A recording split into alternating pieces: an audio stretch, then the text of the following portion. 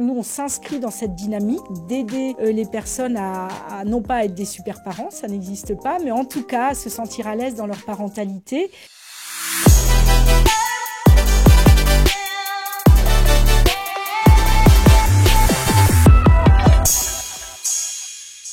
Enfance et familles d'adoption de Loire-Atlantique est une association qui existe depuis 1958.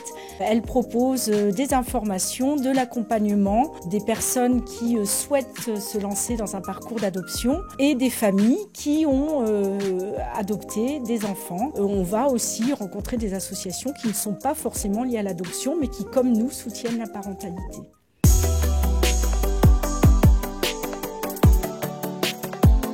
Nous avons à véhiculer, à porter une certaine éthique autour des droits de l'enfant et notamment dans le droit pour des enfants d'avoir un projet familial, de pouvoir bénéficier d'une famille quand il en est privé.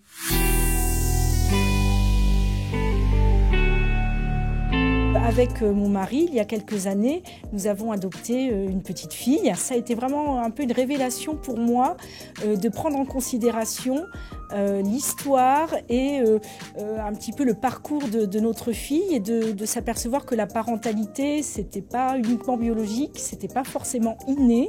Et j'avais envie de partager, de rendre aussi à de futures familles par adoption ce que j'avais appris pendant mon parcours de postulante.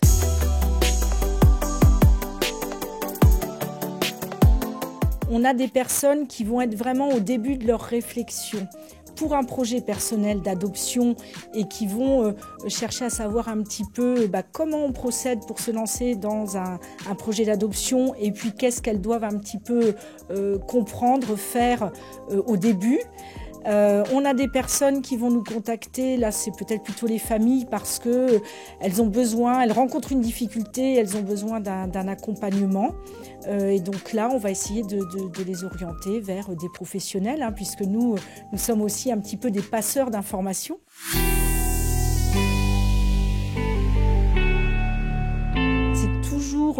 Une intense émotion pour nous, pour l'équipe, de recevoir une annonce d'un apparentement, d'une famille, un couple, une personne célibataire qui fait famille par adoption et qui nous l'annonce. Ça nous montre qu'on a bien fait de les encourager.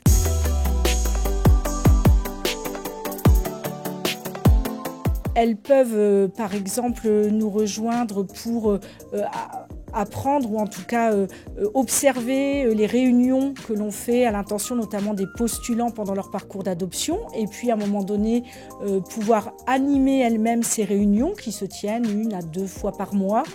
Elles peuvent aussi, si elles sont intéressées, se former avec nous à animer des ateliers de sensibilisation à la parentalité adoptive. Donc là, c'est un petit niveau au-dessus en termes d'implication.